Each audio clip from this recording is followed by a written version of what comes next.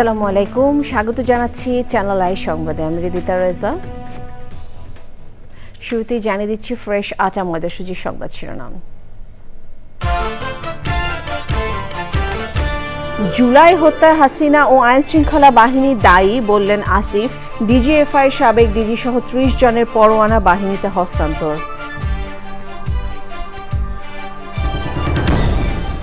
অন্তর্বর্তী সরকার ক্ষমতাচ্যুত সরকারের সমর্থকদের অযৌক্তিকভাবে গ্রেফতার করছে বলে প্রতিবেদন। নির্বিচারে আটকদের মুক্তিতে হিউম্যান রাইটস ওয়াচের আহ্বান। যেসব জায়গায় ঐক্যমত হবে তা নিয়ে এগিয়ে যাওয়ার পক্ষে বিএনপি, ভিন্ন মতের বিষয়গুলো জনগণের কাছে নেওয়ার পরামর্শ।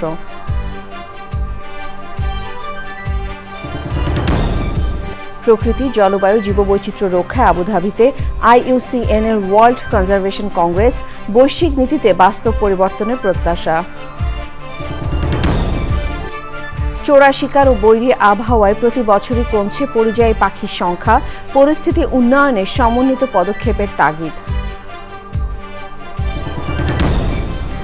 এবং বাংলাদেশ হংকং ম্যাচ দিয়ে ঢাকা জাতীয় স্টেডিয়ামে কিছুক্ষণের মধ্যে শুরু এশিয়ান কাপ ফুটবল। সরাসরি দেখা যাবে আই স্ক্রিনে।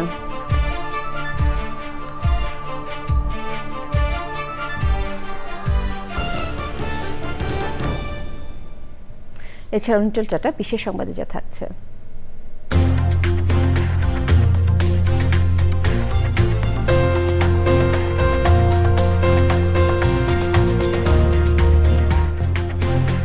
হাঙ্গেরির লেখক লাসলো ক্রাসনাহোকাইয়ের সাহিত্যে নোবেল জয়ের খবর।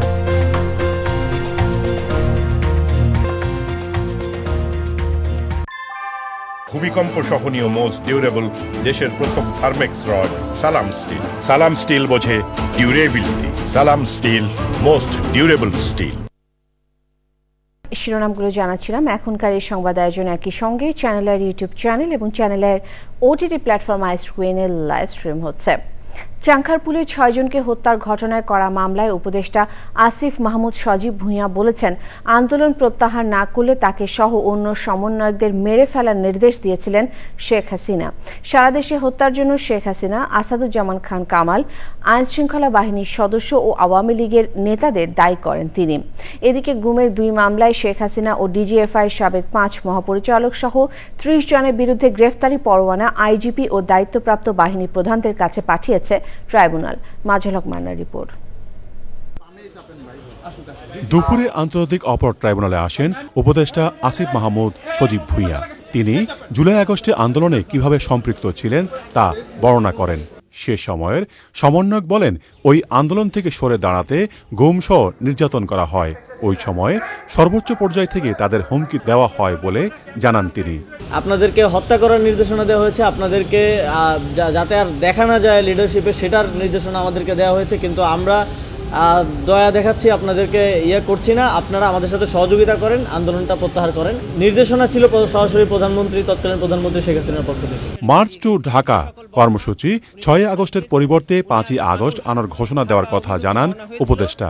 চানখারপুলে হত্যাকাণ্ডের সময় উপস্থিত ছিলেন এমন কথা জানিয়ে কয়েকজনকে দায়ী করেন তিনি। 6 জনের যে হত্যাকাণ্ড চানখারপুল এলাকায়, এর জন্য আমি তৎকালীন প্রধানমন্ত্রী শেখ হাসিনা এবং তৎকালীন আইন শৃঙ্খলার দায়িত্বে থাকা স্বরাষ্ট্রমন্ত্রী আসাদুজ্জামান খান কামাল, ডিএমপি কমিশনার হাবিবুর রহমান সহ সারা দেশে যেই হত্যাযজ্ঞ হয়েছে সেটার জন্য সকল কমান্ডিং অথরিটি, আওয়ামী লীগের বিভিন্ন পর্যায়ের নেতৃবৃন্দ এবং পুলিশের যারা সরাসরি গুলি চালিয়েছিল তাদেরকে দায়ী করছে।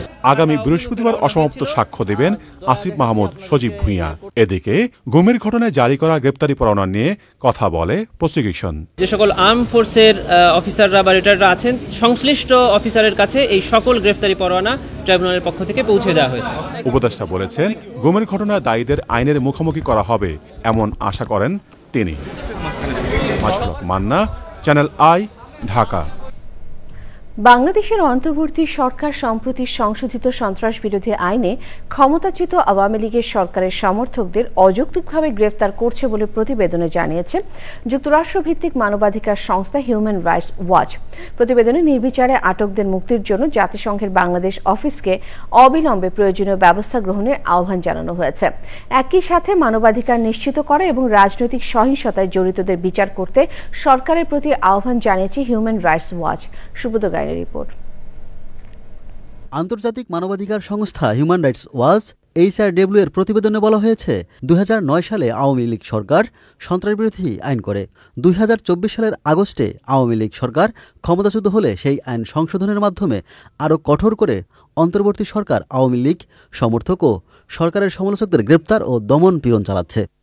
সংস্থাটি বলছে, অন্তর্বর্তী সরকার ক্ষমতা আসার পর থেকে বিরোধী মত দমন ও নির্বিচারে গ্রেপ্তারের ঘটনা বেড়েছে।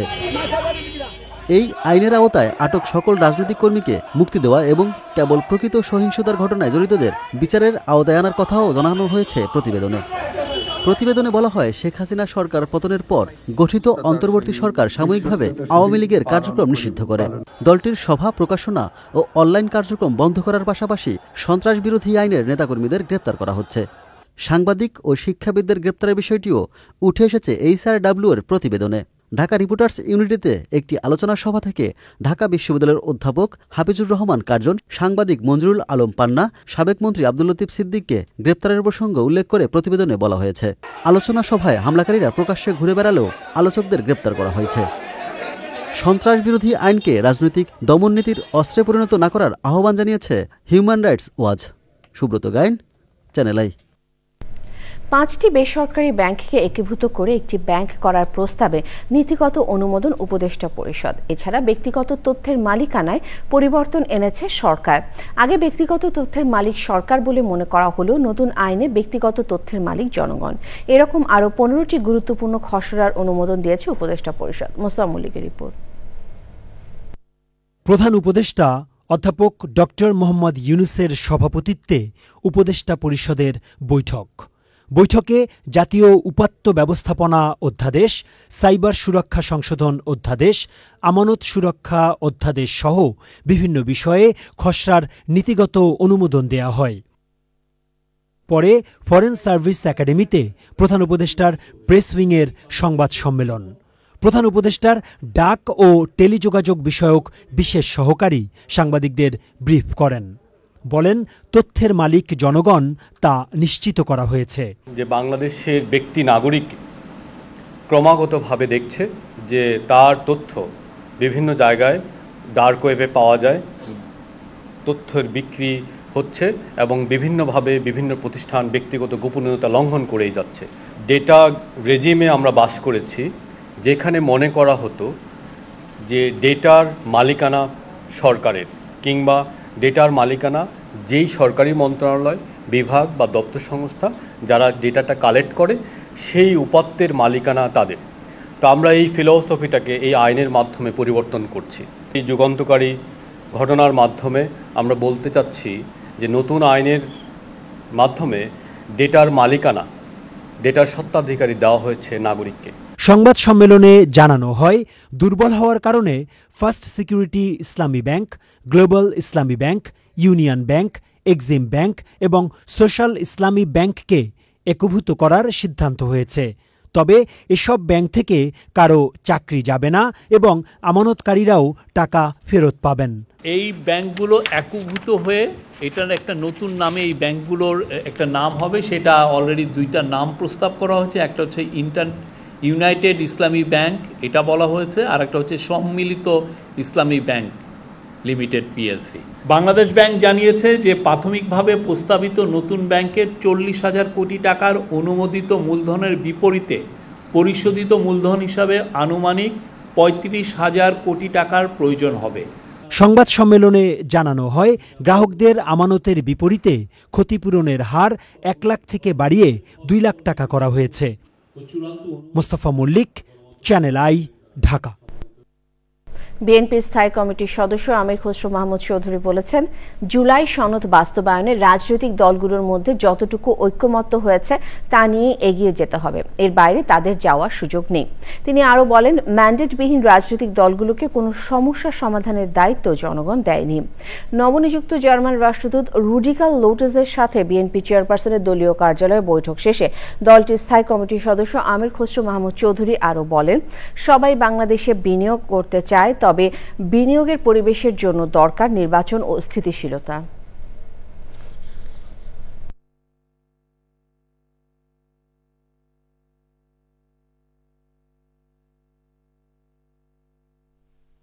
যে জায়গাগুলোতে ঐক্যমত হবে সেটা নিয়ে আমরা এগিয়ে যাব। যেখানে ঐক্যমত হবে না, আপনি আগামী নির্বাচনে প্রত্যেকটা দলের অধিকার আছে সেটা জনগণের কাছে নিয়ে যাওয়া, এর বাইরে কোনো আলোচনা নেই। আগামী বাংলাদেশ কিরকম হবে সব দায়িত্ব যে রাজনীতিবিদরা বসে সমাধান করে দেবে, এই দায়িত্ব কোন দলকে বাংলাদেশের মানুষ দেয়নি।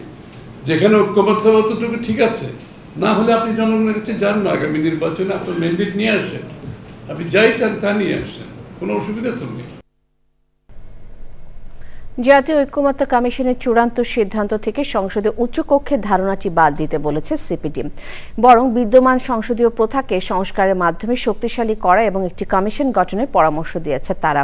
ওই আলোচনায় বিএনপি, সিপিবি, এনসিপি এবং গণসংহতি আন্দোলনের নেতারা উচ্চকক্ষের বিষয়ে ভিন্ন ভিন্ন অবস্থান তুলে ধরেন। ইউরোপীয় ইউনিয়নের রাষ্ট্রদূত মাইকেল মিলার অবশ্য পুরো বিষয়টি জনগণের উপর ছেড়ে দিয়ে বলেছেন বাংলাদেশের পাশে থাকবে ইইউ। রিজভিন আউজের রিপোর্ট। উচ্চকক্ষ হলেই কি সংসদ সদস্যরা দায়বদ্ধ হবেন? এমন শিরোনামে সংলাপের আয়োজন গবেষণা সংস্থা সেন্টার ফর পলিসি ডায়ালগ সিপিডির। মূল প্রবন্ধে এর বিরোধিতা করেন দুই গবেষক। আমাদের একটা আশঙ্কা, যদি আপার হাউস হয় তাহলে এমন হতে পারে যে লোয়ার হাউসের এই কমিটিগুলো আরো দুর্বল হয়ে যাবে। জাতীয় ঐক্যমত্য কমিশনে উচ্চকক্ষ নিয়ে একমত হলেও সিপিডির আলোচনায় ভিন্ন ভিন্ন মত জানান রাজনীতিকরা। তো শেখ হাসিনা কিভাবে স্বৈরাচারী পরিণত হইল, কিভাবে দানবে পরিণত হইলেন? কারণ এই স্বৈরাচারী ব্যবস্থাই তাকে দানবে পরিণত করেছে। আমরা দেখেছি ওভারওয়েলমিং মেজরিটির অভিশাপ 2001 সালে আর 2008 সালে। এই যে দানবে যাতে পরিণত না হয়, এটাই এর ওই প্রতিষেধক হিসাবে কিংবা এটা ঠেকানোর জন্যই কিন্তু উচ্চকক্ষ। বাংলাদেশে যে সাংবিধানিক সংকটগুলো অতীত তৈরি হয়েছে সেটা যেন আর ভবিষ্যতে তৈরি না হয়, তার জন্য উচ্চকক্ষ পিআর সিস্টেম একটা রক্ষা কবচ হিসেবে কাজ করবে। তদবির করে গেলেই বা এর খাতিরের লোক হলে ওর খাতিরের লোক হলে সে আপার চেম্বারে চলে যাবে, সেটা হলে কিন্তু সেম ঘটনা হবে। আমরা কমিউনিস্ট পার্টির পক্ষ থেকে প্রথমে বলেছি আমরা এটা বাংলাদেশে এখন প্রয়োজন মনে করি না, সুতরাং এর গঠন প্রক্রিয়া অন্যটার মধ্যে আমরা আলোচনায় নাই। সুষ্ঠু এবং অবাধ নির্বাচনে যে কোনো পদক্ষেপের সঙ্গে থাকার কথা জানিয়েছে EU. I welcome the consensus established in the National Consensus Commission across a range of issues, including the establishment of an upper house.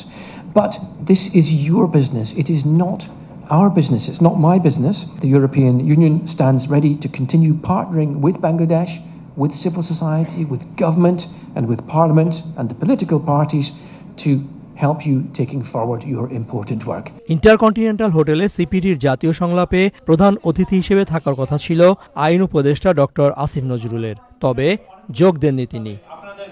রিজভিন আওয়াজ, চ্যানেল আই, ঢাকা। জামায়াতে ইসলামের আমির ডাক্তার শফিকুর রহমানের সাথে বাংলাদেশে নিযুক্ত অস্ট্রেলিয়ান হাই কমিশনার সুশান রাইল সৌজন্য সাক্ষাৎ করেছেন। বৈঠকে তিনি জামায়াত আমিরের স্বাস্থ্যের খোঁজ খবর নেন। ডেপুটি হাই কমিশনার ক্লিন্টন পোপকে political first secretary Anna Peterson, জামায়াতের সেক্রেটারি জেনারেল অধ্যাপক মিয়া গোলাম পরওয়ার সহ অন্যরা সে সময় উপস্থিত ছিলেন।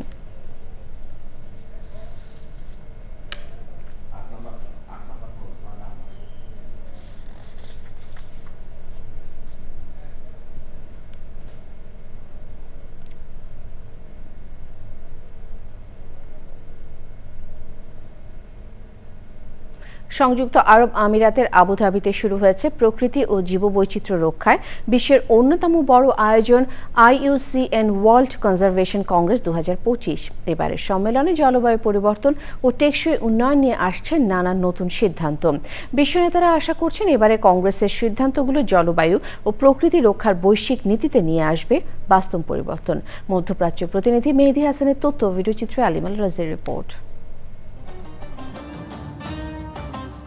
মানুষের অগ্রগতি যেমন প্রকৃতির উপর নির্ভরশীল, তেমনি প্রকৃতির টিকে থাকাও নির্ভর করে মানুষের সচেতনতার উপর।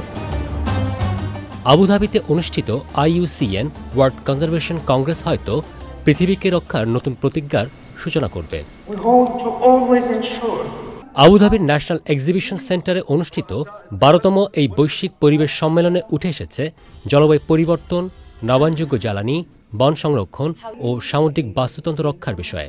As we look to the future, I see an IUCN that is more agile, that is more inclusive, that is more connected, and one that continues to bridge global policy with local action. A union that measures its success not only by the policies that it shapes, but the ecosystems it restores, the partnerships that it forges, and the people it empowers. কংগ্রেসে সবচেয়ে আলোচিত প্রস্তাব motion 42, যেখানে বলা হয়েছে জীবাশ্ম জ্বালানি উৎপাদন ধীরে ধীরে বন্ধ করে নবায়নযোগ্য জ্বালানি ব্যবস্থায় যাওয়ার বিষয়ে। We eventually will need to figure out a way to reduce the cost of alternative materials that are more sustainable than plastic. We urge the governments to take a step in advocating for protection of the environment, the nature. This is a great opportunity to network and build partnerships around key issues in conservation. এবারই নতুনভাবে চালু হয়েছে rewilding guidelines, যার মাধ্যমে বিপন্ন প্রজাতিকে তাদের স্বাভাবিক আবাসস্থলে ফিরিয়ে দেওয়ার কর্মসূচি নেওয়া হবে। IUCN ওয়ার্ল্ড কনজারভেশন সম্মেলনটি শুরু হয়েছে। এটাকে যে থিম ধরে করা হচ্ছে সেটা হলো পাওয়ারিং ট্রান্সফরমেটিভ কনজারভেশন, যা মূলত হলো আমূল পরিবর্তন। সেটাতেই কিন্তু জোর দেওয়া হচ্ছে। এখানে প্রায় 200 দেশ থেকে বিভিন্ন দেশের প্রতিনিধিরা এসছেন এই সম্মেলনে। সবাই মিলিয়ে কিন্তু একটি কথাই বলছেন যে আমরা যেভাবে প্লাস্টিকের দূষণ করছি এবং সমুদ্রকে যেভাবে কলুষিত করছি, আমাদের মাটি, বাতাস এবং সব কিছু মিলিয়ে আমরা যে ধরনের কর্মকাণ্ড করছি, এখানে যদি জোরে সোরে এগিয়ে না আসা হয় এবং সবাই একসাথে সব দেশ এবং সব মানুষ যদি না এগিয়ে আসে, তাহলে কিন্তু এই পরিবর্তনটা আনা সম্ভব না। এই কংগ্রেস শুধু আলোচনা নয়, বাস্তব পদক্ষেপের সূচনা। প্রকৃতিকে টিকিয়ে রাখতে এখনই দরকার পরিবর্তন। প্রকৃতি, অর্থনীতি আর মানব জীবনের ভারসাম্য রক্ষায় এবারের আবুধাবি কংগ্রেস হতে পারে এক নতুন মাইলফলক। আলিমাল রাজি, চ্যানেল আই। প্রজনন কিংবা শীতকালীন আশ্রয়ের সন্ধানে হাজার হাজার কিলোমিটার পথ পাড়ি দেয় পরিযায়ী পাখি। এসব পাখির অন্যতম গন্তব্য বাংলাদেশ। তবে চোরার শিকার, আবাসস্থল ধ্বংসসহ বৈরী আবহাওয়ায় প্রতি বছরই কমছে পরিযায়ী পাখির সংখ্যা। পরিস্থিতি উন্নয়নে ইকো ট্যুরিজম নিশ্চিতের পাশাপাশি পাখির আবাসস্থল সংরক্ষণে সমন্বিত পদক্ষেপের বিকল্প নেই বলছেন বিশেষজ্ঞরা। আফরোজা হাসির রিপোর্ট। অস্তিত্ব রক্ষার সংগ্রামে বিস্ময়কর দিক নির্ণয় ক্ষমতাকে সঙ্গে করে দূর দিগন্তের ডাকে সাড়া দেয় কোটি কোটি পরিযায়ী পাখি। দেশ মহাদেশের সীমানা পেরিয়ে ছুটে চলে প্রজনন, খাবার ও বাসস্থানের খোঁজে। দীর্ঘ পথযাত্রায় খুঁজে নেয় প্রাকৃতিক বন, নদী, চর, হাওর, উপকূলীয় অঞ্চল, সৈকত ও লোকালয় সহ অনুকূল বাসস্থান।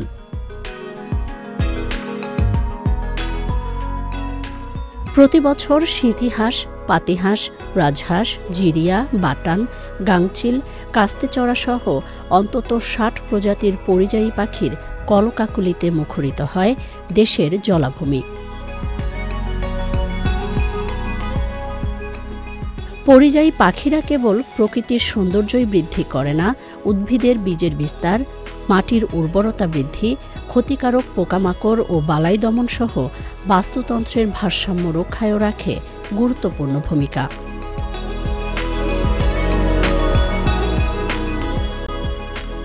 তবে অবৈধ শিকার, জলাভূমি কমে যাওয়া, দূষণসহ মানবসৃষ্ট নানা কারণে ধ্বংস হচ্ছে আবাসস্থল, কমছে পরিযায়ী পাখির সংখ্যাও।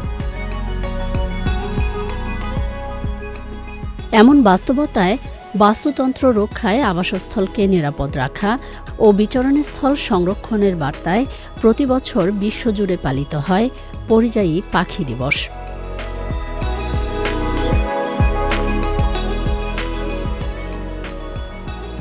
আফরোজা হাসি, চ্যানেল আই।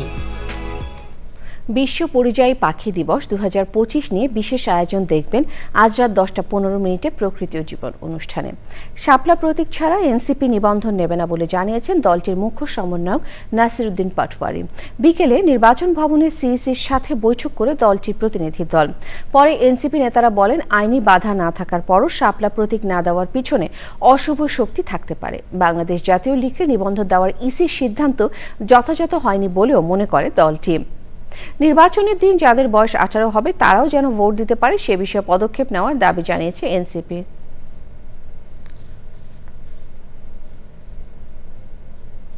হওয়ার কোনো সুযোগ দেখি না, কারণ আমরা আমাদের আইনি যে জায়গা আমরা ওনাদেরকে বলে দিয়েছি যে নিবন্ধন যদি আমাদেরকে দিতে হয় এবং নিবন্ধন প্রশ্নে সেটা শাপলা দিয়েই হবে, শাপলা ছাড়া এনসিপি নিবন্ধন হবে না এবং এনসিপিও শাপলা ছাড়া নিবন্ধন মানবে না। যেহেতু প্রতীকের কোনো আইনি বা রাজনৈতিক বাধা নাই, আপনি প্রতীকটা দিচ্ছেন না, তাহলে এখানে অন্য কোনো বাধা দেখতে পাচ্ছি আমরা। এএফসি এশিয়ান কাপ ফুটবলে বাছাই পর্বে হংকং চায়নাকে নিজেদের মাঠে চ্যালেঞ্জ জানাতে প্রস্তুত হামজা চৌধুরী ও তার দল। আজ রাত 8টায় বাংলাদেশ হংকং চায়নার মধ্যকার এই ম্যাচটি দেখা যাবে চ্যানেল আই এর ওটিটি প্ল্যাটফর্ম আই স্ক্রিনে। তানভীর আহমেদের রিপোর্ট। বাংলাদেশের ফুটবলে আবারও প্রাণ ফিরেছে। হামজা শামিদ সোমদের পায়ের জাদু দেখার অপেক্ষায়। ফিরে এলাম বিরতির পর। ডাক ও টেলিযোগাযোগ সচিব আব্দুল নাসের খান বলেছেন, আগামী জাতীয় নির্বাচনে প্রবাসীদের ভোট ডাক বিভাগের মাধ্যমে দেশে নিয়ে আসা হবে। বিশ্ব ডাক দিবস উপলক্ষে ডাক ভবনের সেমিনারে তিনি এসব বলেন। এর আগে সকালে প্রধান উপদেষ্টা প্রফেসর মোহাম্মদ ইউনূসের বিশেষ সহকারী ফয়েজ আহমেদ তৈয়ব বলেন, ডাক বিভাগকে মানুষের কাছে আরো সহজ করতে উল্লেখযোগ্য সংস্কার কাজের প্রকল্প হাতে নিয়েছে সরকার। দিবসটি উপলক্ষে বর্ণাঢ্য শোভাযাত্রায় প্রধান অতিথির বক্তব্যে তিনি এসব বলেন। কুরিয়ার সার্ভিস আইন প্রণয়নে আগে নভেম্বরে ক্যাবিনেট বৈঠকে বিষয়টি তুলে ধরা হবে বলে জানান বক্তারা।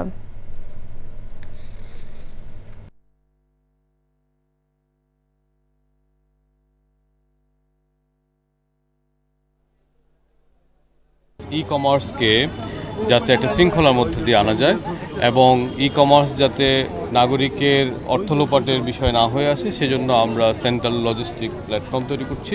এখন শুধু চিঠিপত্র আদান প্রদানের মধ্যে আমরা নাই, আমাদের পণ্য পরিবহন একটা বিরাট অংশ এবং এই পুরো অংশটাই কিন্তু আসলে আমাদের যে কুরিয়ার সার্ভিস আছে তারাই কিন্তু করে, যে কারণে আমরাও চাচ্ছি যে এই বিশ্ব ডাক দিবসে কুরিয়ার সার্ভিসের একটা ভূমিকা থাক এবং এটা আছে। এই ডাক দিবস হচ্ছে যে আগামী সম্ভাবনায় ডাক কিভাবে কাজ করে আর ডাকের সাথে আমরা কিভাবে কুরিয়ার সার্ভিস এবং লাইসেন্সিং কর্তৃপক্ষ অ্যালাইন হয়ে কাজ করছি সেই বিষয়টা আসলে এখানে স্পষ্ট।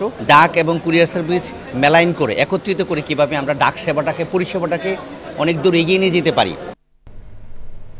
গাজায় যুদ্ধবিরতি ও বন্দি বিনিময় সংক্রান্ত পরিকল্পনার প্রথম ধাপে ইসরায়েল ও হামাসের মধ্যে চুক্তি হয়েছে বলে জানিয়েছেন মার্কিন প্রেসিডেন্ট ডোনাল্ড ট্রাম্প। মধ্যস্থতাকারী দেশ কাতার জানিয়েছে এই চুক্তির বিস্তারিত তথ্য পরে প্রকাশ করা হবে। ট্রাম্প চলতি সপ্তাহের শেষে মধ্যপ্রাচ্যে যেতে পারেন বলে জানানোর কয়েক ঘন্টা পরেই ঘোষণা আসে। আমিনা রহমান সুপ্তির রিপোর্ট। বুধবার মার্কিন প্রেসিডেন্ট ডোনাল্ড ট্রাম্প তার ট্রুথ সোশ্যাল প্ল্যাটফর্মে লিখেছেন, ইসরায়েল ও হামাস উভয়ই শান্তি পরিকল্পনার প্রথম ধাপে সই করেছে। শিগগিরই সব জিম্মিকে মুক্তি দেওয়া হবে এবং ইসরায়েলও সেনা প্রত্যাহার করবে। এই চুক্তিকে তার দেশের জন্য একটি মহান দিন বলে উল্লেখ করেছেন ইসরায়েলি প্রধানমন্ত্রী বেনিয়ামিন নেতানিয়াহু। এক বিবৃতিতে হামাস জানিয়েছে তারা এমন এক চুক্তিতে পৌঁছেছে যা গাজায় যুদ্ধের অবসান ঘটাবে। চুক্তি সইয়ের খবরে উচ্ছ্বাস প্রকাশ করেছে গাজাবাসী। ইসরায়েলের তেল আবিবেও অনেকে আনন্দ প্রকাশ করেছেন। গাজায় মানবিক সহায়তার ক্ষেত্রে সব অবরোধ অবিলম্বে তুলে নেওয়ার আহ্বান জানিয়েছেন যুক্তরাজ্যের প্রধানমন্ত্রী। তবে চুক্তির পরও গাজায় হামলা অব্যাহত রেখেছে দখলদার বাহিনী। গাজা নগরীর পশ্চিমাঞ্চলে হামলা চালাচ্ছে ইসরায়েলি যুদ্ধবিমানগুলো। Amina Rahman Supti, Channel i. I screen সাংস্কৃতিক সংবাদ।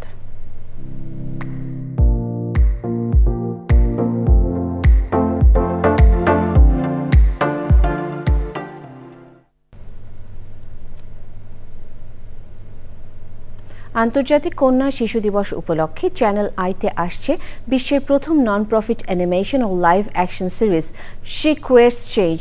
6 দেশের 6 অদম্য মেয়ে শিশুর গল্প অবলম্বনে সিরিজটি আন্তর্জাতিক একাধিক সম্মাননা ও পুরস্কার জিতেছে। উদ্যমী কিশোরীরা তাদের দক্ষতা কাজে লাগিয়ে কিভাবে বাল্যবিয়ে, বৈষম্য, হয়রানি সহ নানান বাধা অতিক্রম করেছে তা এই চলচ্চিত্রের কেন্দ্রবিন্দু। আত্মবিশ্বাস, ঐক্য, সিদ্ধান্ত গ্রহণ, নেতৃত্বের মতো গুরুত্বপূর্ণ বিষয়গুলো দেখা যাবে এতে। শিক্ষা সহায়ক আন্তর্জাতিক সংস্থা রুম টু রিড এর পরিবেশনায় অ্যানিমেটেড ও লাইভ অ্যাকশনের বাংলা প্রিমিয়ার হবে 11 অক্টোবর বিকেল 5:15 চ্যানেল আইতে। পরবর্তী 6 খণ্ড দেখা যাবে রুম টু রিড বাংলাদেশের ফেসবুক পেজে। নিটল ডাটা বিশেষ সংবাদ।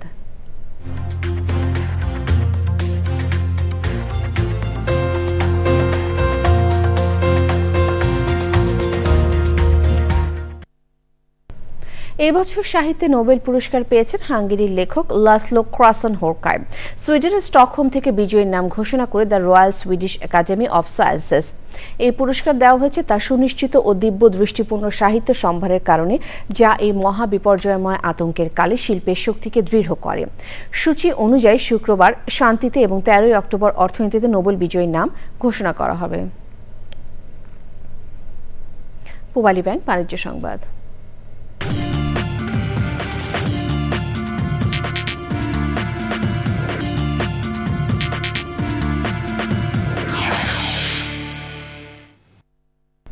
পোশাক খাতের প্রবৃদ্ধি ত্বরান্বিত করা এবং বৈশ্বিক টেক্সটাইল ও অ্যাপারেল শিল্পের উদ্ভাবন তুলে ধরতে শুরু হয়েছে Dhaka international textile and apparel expo 2025। রাজধানী আগারগাঁওয়ে বাংলাদেশ চায়না ফ্রেন্ডশিপ কনফারেন্স সেন্টারে এই এক্সপোর আয়োজন করেছে ইকো এক্সপো। অনুষ্ঠান উদ্বোধন করেন বিকেএমই এর সভাপতি মোহাম্মদ হাতেম। বিশেষ অতিথি ছিলেন বিজিবিএ ও ইবিএফবিসিআই এর পরিচালক নিপা জান্নাত, বিজিবি এর senior vice president Abdul Hamid এবং বিজি এর প্রেসিডেন্ট মাসুদার রহমান সহ অন্যরা। প্রদর্শনীতে অংশ নিয়েছে চীন, ভারত ও পাকিস্তানের শীর্ষস্থানীয় টেক্সটাইল ও পোশাক প্রস্তুতকার প্রতিষ্ঠানগুলো।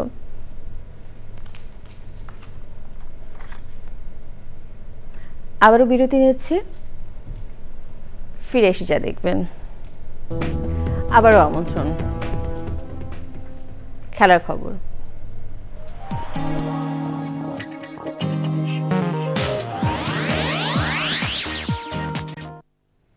সংবাদ শিরোনামগুলো আরো একবার। জুলাই হত্যায় হাসিনা ও আইনশৃঙ্খলা বাহিনী দায়ী বললেন আসিফ। ডিজিএফআই সাবেক ডিজি সহ 30 জনের পরোয়ানা বাহিনীতে হস্তান্তর।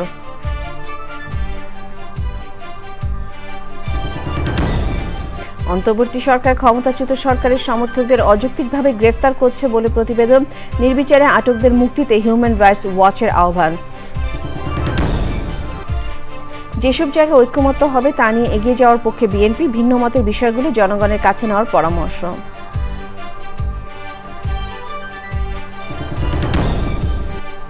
প্রকৃতি, জলবায়ু, জীববৈচিত্র্য রক্ষায় আবুধাবিতে IUCN এর ওয়ার্ল্ড কনজারভেশন কংগ্রেস, বৈশ্বিক নীতিতে বাস্তব পরিবর্তনের প্রত্যাশা। চোরা শিকার ও বৈরী আবহাওয়ায় প্রতি বছরই কমছে পরিযায়ী পাখির সংখ্যা, পরিস্থিতি উন্নয়নে সমন্বিত পদক্ষেপের তাগিদ।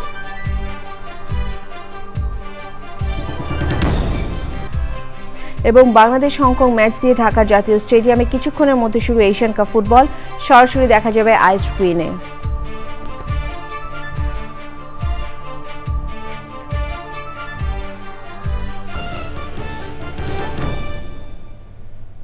শেষ করছি চ্যানেল আই সংবাদ। ধন্যবাদ।